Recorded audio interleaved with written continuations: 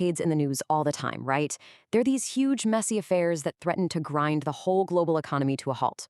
But what if a blockade could be perfect? So precise, so decisive, that it actually won a war before anyone else could even react. Well, that's exactly what we're talking about today. The absolutely incredible story of India's 1971 naval strategy. Okay, so let's jump straight in. Right now, you hear a ton about the Strait of Hormuz. It's this massive global headache. And you might be asking, why is it such a big deal? Well, look at this. A full 21%. That's more than a fifth of the entire world's oil has to squeeze through that one tiny little waterway. You can imagine, right? Any hiccup there, and boom, you get these massive economic shockwaves rippling across the entire planet. And that right there shows you the huge difference we're talking about. Today, you hear blockade and you think global crisis. It's messy, it's chaotic. But back in 1971, India pulled off a blockade that was the total opposite. It wasn't about causing a crisis. It was about delivering a checkmate. A sharp, surgical military move that won the whole game. All right, so here's how we're going to break this all down. We'll start with why blockades are such a big deal today, then jump back to India's 1971 secret.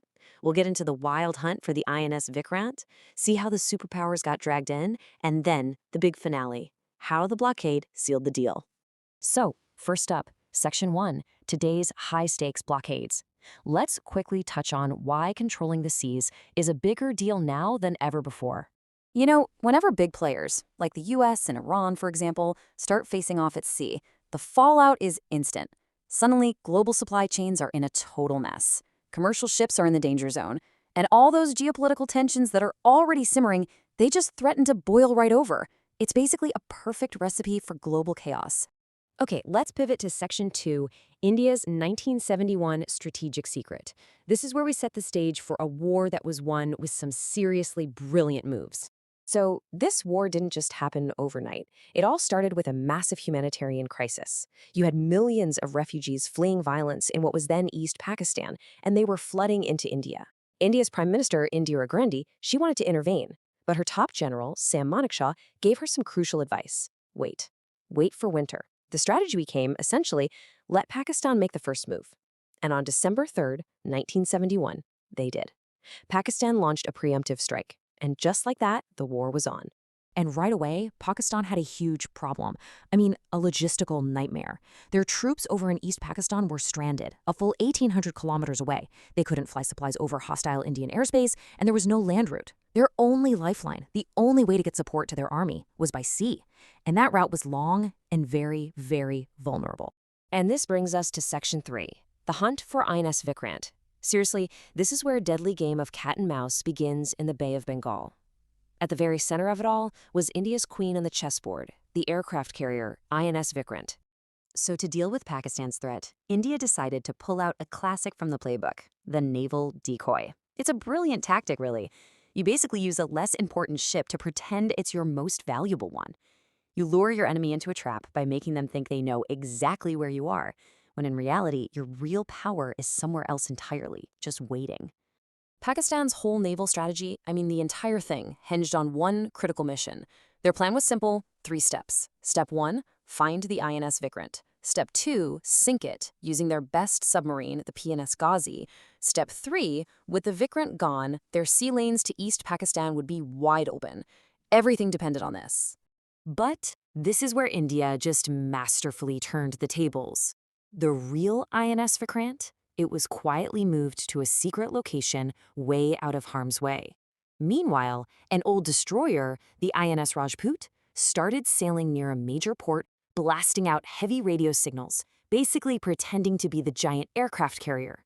And the PNS Ghazi? It took the bait. Hook, line, and sinker. It followed the fake signals, sailing straight into a trap. And just like that, the hunter became the hunted. The INS Rajput located the Ghazi and sank it. The trap was sprung. With the Ghazi gone, everything changed. Pakistan's #1 naval weapon was at the bottom of the sea. The Bay of Bengal now belonged to India. The path was completely clear. The blockade began. And now we get to Section 4, superpowers in the Indian Ocean. Because this thing was about to go global. The conflict was no longer just between India and Pakistan. The biggest players on the world stage were about to step into the ring. Yeah, this was classic Cold War stuff. You had the US and the UK backing Pakistan. So India played its own card. It activated its defense treaty with the Soviet Union. And just like that, this regional war had superpowers on both sides. The stakes just got a whole lot higher. So the US dispatches a nuclear-capable fleet heading straight for India to try and intimidate them. But the Soviets were one step ahead.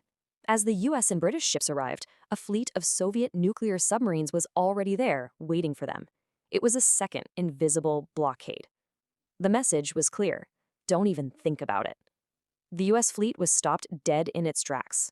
Another checkmate. And for a second there, the world just held its breath. You had two nuclear-armed superpowers staring each other down in the middle of the Indian Ocean. I mean, this was about as tense as the Cold War ever got. Which brings us to our final section. Section 5, How the Blockade Won. This is the final checkmates, where we see how these two blockades, the Indian one and the Soviet one, brought the war to an end. The Indian blockade was a total squeeze play. No supplies, no reinforcements could get in to help the Pakistani army.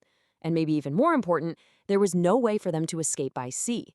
To make matters worse, jets from the now-safe INS Vikrant started hammering key ports, Chittagong, Cox's Bazar, cutting off the Pakistani army from everything.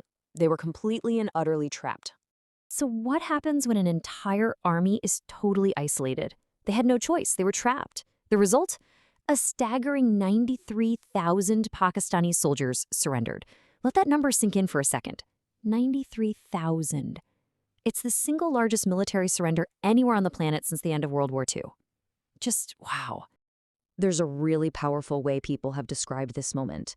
They say the war was like a cesarean section performed on Pakistan, and from it, the baby of Bangladesh was born. A new nation, created in just 13 days of war. And this brings us full circle, right back to our original point. The 1971 blockade was like a scalpel, a sharp, precise military tool used to win a specific war. But the blockades we see today, they're more like a sledgehammer, a blunt instrument that just creates a massive, sprawling economic crisis for everyone. So that leaves us with one big question to think about. In our hyperconnected world, where everything and everyone is linked, is a successful surgical blockade like the one from 1971 even possible anymore? Or has the world just become too small for any conflict to stay local?